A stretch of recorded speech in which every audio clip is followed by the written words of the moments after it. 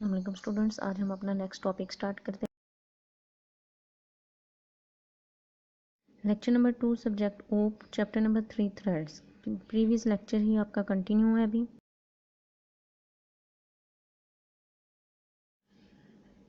Today our topic is multi threading and advantage of multi threading. आज हम detail में पढ़ेंगे मल्टी थ्रेडिंग क्या है और इसकी एडवांटेज क्या है। हमने कल जो पढ़ा था हमने सिर्फ थ्रेडिंग सिंगल थ्रेडिंग थ्रेड्स पढ़ा था। आज हम मल्टी थ्रेडिंग पढ़ेंगे और उसके एडवांटेज के बारे में डिस्कस करेंगे। सबसे पहले हम मल्टी थ्रेडिंग की डेफिनेशन पढ़ते हैं।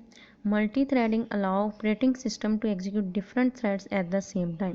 अब एक प्रोसेस के अंदर जब एक प्रोसेस है उसके अंदर एक से ज़्यादा थ्रेड्स है, वो सपोज 6 थ्रेड्स हैं और वो 6 के 6 threads at the same time काम कर रहे हैं, वर्क कर रहे हैं, एग्जीक्यूट हो रहे हैं, तो उस चीज़ को हम मल्टी थ्रेडिंग कहते हैं। Many software package for modern computer, आजकल के जो मॉडर्न कंप्यूटर्स हैं उसमें कुछ ऐसे सॉफ्टवेयर एप्लीकेशंस हैं, सिस्टम मल्टी थ्रेडिंग जो कि आपको अलाउ करती है आप मल्टी थ्रेडिंग के थ्रू काम कर सकें। For example a web browser can and use on thread to display image. For example आप वेब ब्राउज़र ओपन करते हैं, उस पर आप इमेज भी डिस्प्ले आपको शो हो रहे हैं। And second thread to retrieve data from the network.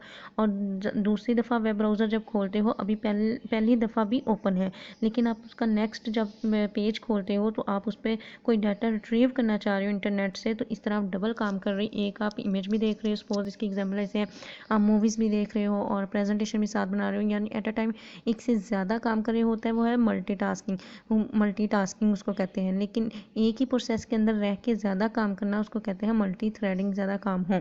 जैसे आपका इस वक्त वेब ब्राउज़र सपोज गूगल है, वो वेब ब्राउज़र है, सर्च के लिए यूज़ होता है। वेब ब्राउज़र गूगल खोला है आपने, गूगल को जब पहली दफ़ा खोला वहाँ पे आपने इमेज कोई सर्च की है, फिर उसके वो वाला आपने पेज अभी बंद नहीं किया, लेकिन आपने उससे नेक्स्ट फिर एक गूगल का पेज खोल लिया है, अभी पिछला कंटिन्यू है, पीछे इमेज शो हो रहे हैं, आप उस पर पिक्स कोई और शो करना चाह रही हो, रिक्वेस्ट भेजती हैं सर्वर को कि हमें ये फलां पिक्स शो हो, तो इस तरह आप एट अ टाइम 2 दफ़ा सर्वर से काम ले रही हैं और आपका वेब ब्राउज़र प्रोसेसर इस टाइम वेब ब्राउज़र है जो कि एक है, लेकिन थ्रेड्स उसके अंदर 2 हो रहे हैं। आप उस पर सपोज आप मूवी भी देख रही हैं, आप प्रेजेंटेशन डाउनलोड कर रही हैं, डॉक्यूमेंट्स नोट्स डाउनलोड कर रही हैं, यानी आपने एक से ज़्यादा बार गूगल की वेबसाइट को खोला हुआ है, तो उसको मल्टी थ्रेडिंग कहेंगे। उसके बाद है जी मल्टी थ्रेडिंग के बाद है retrieve data from network. A single app में need to perform many similar task in the same time. यानी कि वेब ब्राउज़र एक सिंगल ऐप है तो एक ही ऐप है ना, 2 ऐप नहीं है, एक ऐप है, लेकिन उसके अंदर आप एक काम को का सेम टाइम उसी वक्त एक काम को डिफरेंट टाइम परफॉर्म कर सकते हैं। Need to perform many similar task, आप एक काम से मिलते जुलते काफ़ी काम एट अ टाइम या एट अ स्पॉट परफॉर्म कर सकते हैं। For example a web server receive request from web page.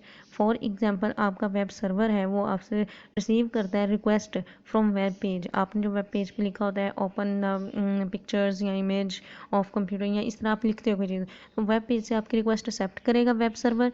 Image and sound, आपने कोई साउंड म्यूज़िक तलाश करना और सर्च करना हो म्यूज़िक को या इमेज को, वीडियो को, इस तरह की सारी आपकी रिक्वेस्ट को वेब सर्वर एक्सेप्ट करेगा। मैनी क्लाइंट्स में भी assessing the server eight the same time. अब देखिए, आपने जब वेब सर्वर को रिक्वेस्ट की है गूगल पे, उसी टाइम पे पता नहीं कितने और लोगों ने गूगल को रिक्वेस्ट की है उसी इमेज की, उसी वीडियो की, उसी ऑडियो की। तो ज़रूरी नहीं है कि आप जो चीज़ सर्च कर रहे हैं उस काम को कोई और सर्च नहीं कर सकता।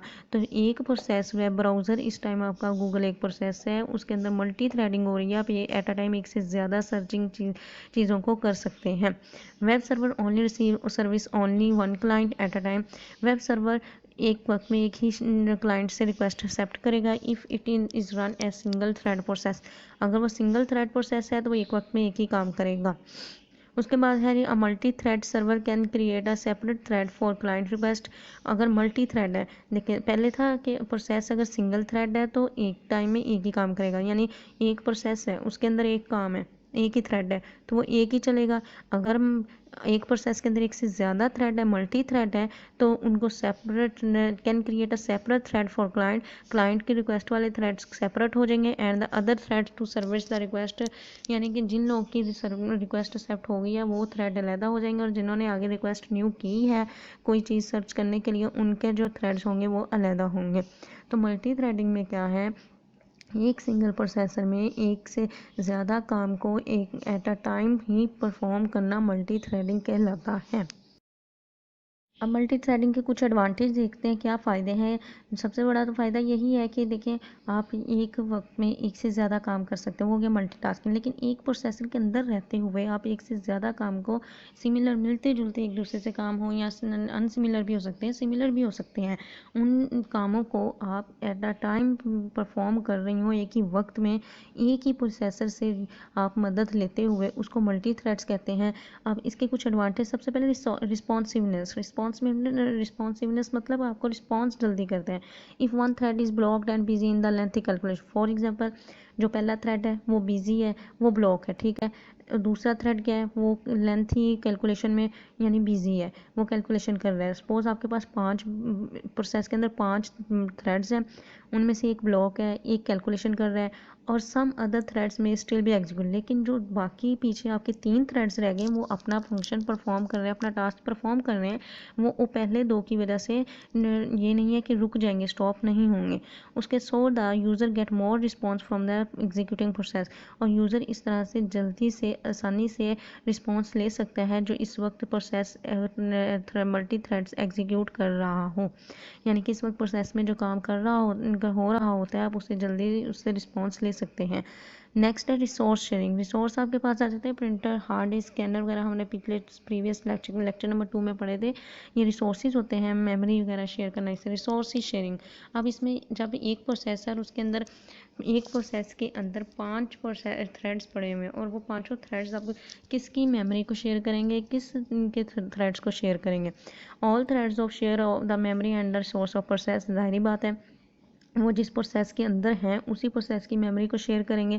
सपोज प्रोसेस ए है, ए नाम रख लो, उसके अंदर 5 थ्रेड्स हैं, तो वो प्रोसेस ए की ही मेमोरी को शेयर करेंगे।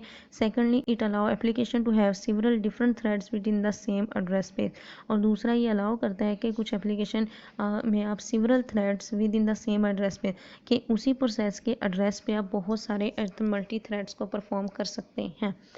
नेक्स्ट है आपके पास third point, economy, allocation of memory and resourcing. जब आप प्रोसेस में आप कोई प्रोसेस का कोई रिसोर्स शेयर करते हो और मेमोरी में जगह लेते हो फॉर प्रोसेस क्रिएशन, नया काम करने के लिए, इज़ कॉस्टली, ये महंगा होता है। All thread in a process share the resource of that process, इसमें सब थ्रेड्स जो प्रोसेस के अंदर होते हैं वो एट अ टाइम रिसोर्स को शेयर कर सकते हैं। फॉर एग्जांपल, अगर एक प्रोसेस ए है, उसके अंदर 5 थ्रेड्स हैं, तो वो 5 ही थ्रेड्स कोई ना कोई रिसोर्स शेयर कर सकते हैं। ये नहीं है कि उनमें से सिर्फ 2 को परमिशन है कि वो रिसोर्स शेयर कर सकते हैं प्रोसेस के, बाकी नहीं कर सकते। अगर किसी को प्रिंटर की ज़रूरत है वो रिसोर्स ले सकता है, अगर हार्ड डिस्क की ज़रूरत है वो भी ले सकता है, यूएसबी की है, या उसके अलावा मेमोरी की ज़रूरत है, तो वो कोई भी किसी किस्म का भी रिसोर्स प्रोसेस का शेयर कर सकता है। So it is more economical, ये इस तरह इकोनॉमिकल हो जाता है। To create and context switching the thread, context switching होता है मल्टी थ्रेडिंग में यूज़ होता है कॉन्टेक्स्ट स्विचिंग, कि इसमें जब आपकी जो थ्रेडिंग होती है वो जगह चेंज करते हैं, स्विचिंग मतलब बदलना, एक जगह दूसरी जगह आते हैं, तो कॉन्टेक्स्ट एक ऐसा बॉक्स होता है जिसके अंदर आपकी सारी इंफॉर्मेशन होती है, करंट जो आपके पास थ्रेड चल रहा होता है, या किसी थ्रेड ने स्विचिंग की है, रिप्लेस हुआ है एक से दूसरी जगह यानी चेंज की है, तो वो भी सारी इंफॉर्मेशन उस कॉन्टेक्स्ट बॉक्स में होगी। आगे नेक्स्ट है यूटिलाइजेशन ऑफ मल्टी प्रोसेसर। आप जब मल्टी थ्रेडिंग करते हैं तो ज़्यादा मल्टी प्रोसेसर ये कहा गया है, एक से सीपीयू के अंदर एक से ज़्यादा प्रोसेसर लगे हों उसको मल्टी प्रोसेसर कहते हैं। आप एक सीपीयू के अंदर अगर एक से ज़्यादा मल्टी प्रोसेसर लगे तो आप उसको यूटिलाइजेशन कैसे उसका इस्तेमाल करते हैं। Multi processor architecture allow the facility of parallel processing, अगर एक सीपीयू के अंदर एक से ज़्यादा प्रोसेसर लगे हैं तो वो आपको ये फैसिलिटी प्रोवाइड करेगा कि आप पैरेलल प्रोसेसिंग कर सकें। It is the best way of processing, और ये सबसे अच्छा तरीका है प्रोसेसिंग का, काम करने का। सिंगल थ्रेड प्रोसेस, अगर एक प्रोसेस है उसके अंदर सिंगल थ्रेड है, can be execute on one CPU, यानी कि एक प्रोसेस सीपीयू के अंदर एक प्रोसेसर लगा है तो वो एक ही थ्रेड को, सिंगल थ्रेड को यूज़ करेगा, यानी सिंगल थ्रेड को परफॉर्म करेगा, जो भी उसको एग्जीक्यूट करेगा। Even if there are more processor, अगर आपके पास मोर प्रोसेसर हैं तब भी, अगर क्योंकि उस प्रोसेस के अंदर है ही एक थ्रेड है, अगर सिंगल एक से ज़्यादा थ्रेड होते तो हर प्रोसेसर अलग-अलग काम करता है। सपोज इसकी एग्जांपल इस तरह से है, सीपीयू है उसके अंदर 2 प्रोसेसर लगे, ठीक है। अब काम आपने उसको एक दिया है तो उसको प्रोसेसर वन ही यानी कि एक पहला प्रोसेसर ही परफॉर्म करेगा ना, दूसरा रेस्ट करेगा। अगर आपने उनको काम ज़्यादा दो या दो से ज़्यादा दिए होते तो एट अ टाइम सीपीयू के अंदर जो दो प्रोसेसर लगे हैं, डुअल कोर प्रोसेसर, हमने आईटी में पढ़ा था, तो डुअल कोर प्रोसेसर दोनों फिर मिलके आपके काम को परफॉर्म करते हैं। लेकिन यहाँ पे सिंगल थ्रेड प्रोसेस की बात हो रही है, एक ही है प्रोसेस के अंदर एक ही थ्रेड है, तो इसलिए वो एक ही प्रोसेसर काम करेगा, दूसरा रेस्ट करेगा। नेक्स्ट डायग्राम दिखाई गई है सिंगल थ्रेड प्रोसेस कैसे होता है और मल्टीपल थ्रेड प्रोसेस कैसे है। देखिए सिंगल प्रोसेस थ्रेड प्रोसेस में, सिंगल थ्रेड प्रोसेस में क्या है, एक प्रोसेसर है, ठीक है, उसमें अगर 5 हैं थ्रेड या 2 हैं या 1 है, उसमें सिंगल थ्रेड में एक ही है, तो उसका अपना कोड होगा, डाटा, फाइल्स, रजिस्टर, स्टैक, इस तरह से होगा। यानी कि उसकी एक ही ब्लॉक में इंफॉर्मेशन होगी, उसके एक से ज़्यादा ब्लॉक्स नहीं होंगे। लेकिन मल्टी थ्रेड में क्या है, जितने आपके थ्रेड्स होंगे उतने उनके कोड होंगे, डाटा होंगे, फाइल्स होंगे, रजिस्टर्स होंगे, स्टैक हो। हर थ्रेड का अलग-अलग डाटा होगा, कोड होगा, आईडी होगी, स्टैक होगा, रजिस्टर होगा।